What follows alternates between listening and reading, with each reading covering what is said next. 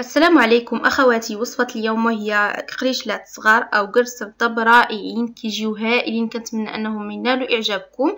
فإذا عجبتكم الوصفة ديال اليوم ما تنسوش تدعمونا بالاشتراك في القناة باش توصلوا بجديد الوصفات. نخليكم مع المقادير وطريقة التحضير. بسم الله. نبداو على بركه الله في تحضير هذه الوصفه. كنحتاجو نصف كيلو من الدقيق الابيض اي ما يعادل 500 غرام.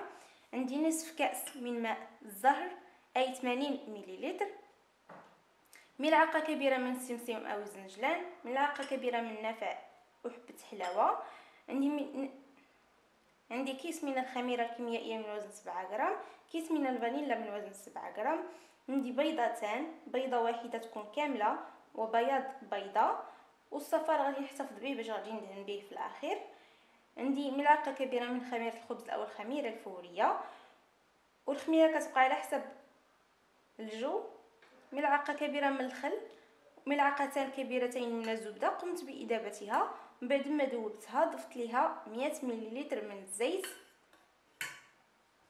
وهنايا عندي ماء دافئ لجمع العجين. نبداو على بركه الله. اول حاجه كناخذ الدقيق وغادي نوضع فيه السمسم ثم النافع وحبه حلاوه، وبطبيعه الحال هادو دوزتهم في المقلاة فوق النار باش سخنوا ليا تماما باش كيعطيوني واحد الرائحه جميله. خميره الكيميائيه، فانيلا. غادي نخلط اولا النواشف جيدا. في الوسط غادي نوضع البيض والخل ملعقه كبيره وماء الزهر. وهنايا انا نسيت ما ذكرتش لكم، ما ذكرتش لكم 4 ملاعق كبار من السكر الخشن او سكر حبيبات، والحلاوه كتبقى اختياريه. غادي نوضعها في الوسط. غادي ناخذ الزبده والزيت اللي راني خلط وغادي نوضعها. كنوضع الخميره في الجنب، كنوضع عليها القليل من الماء الدافئ باش كدغيا كتذوب ليا. وهنا غادي نخلط جميع المكونات جيدا.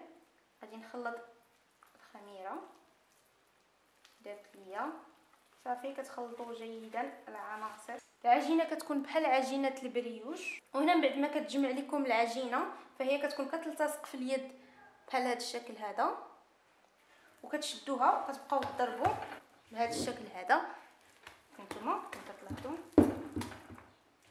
كتبقاو تضربوا فيها جيدا حتى كتحصلوا على عجينه تكون.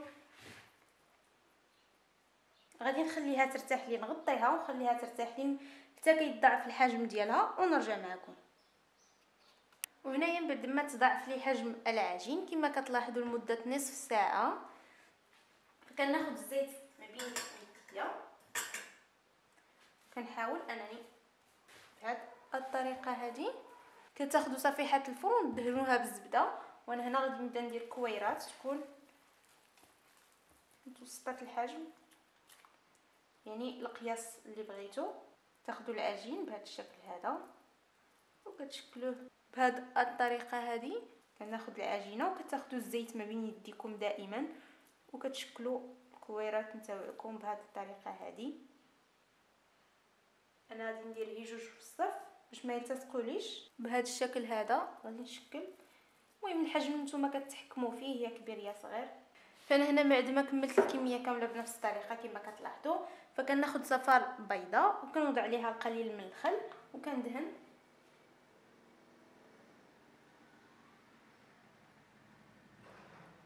القريشلات نتاوعي بهذه الطريقه هذه. بعد ما انتهيت من الدهن بهذه الطريقه هذه غادي نوضع القليل من السمسم من الفوق كتزيين.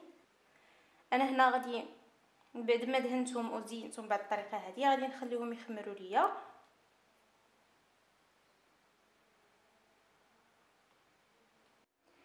انا هنايا من بعد ما خمروا ليا تماما كما كتلاحظوا فغادي ندخلهم للفرن اللي سبق لي شعلته. لازم يكون على نار متوسطه باش ما يحترقوا لكمش دغيا ويطيبوا. هذا هو الشكل النهائي نتاع قريشلات بلديين صغار كيجيو رائعين. كنتمنى انه ينالوا اعجابكم وتجربوهم. كيجيو خفاف بزاف. غادي نوري الشكل ديالهم من الداخل. كيجيو على هذا الشكل هذا خفاف بزاف. هانتوما كما كتلاحظوا رطب بزاف وهشاش. بصراحه غادي يعجبوكم. فإلا عجبتكم الوصفه ديال اليوم ما تنساوش تدعمونا بالاشتراك في القناه باش توصلوا بجديد الوصفات. نتلاقاو في وصفه اخرى ان شاء الله، والسلام عليكم.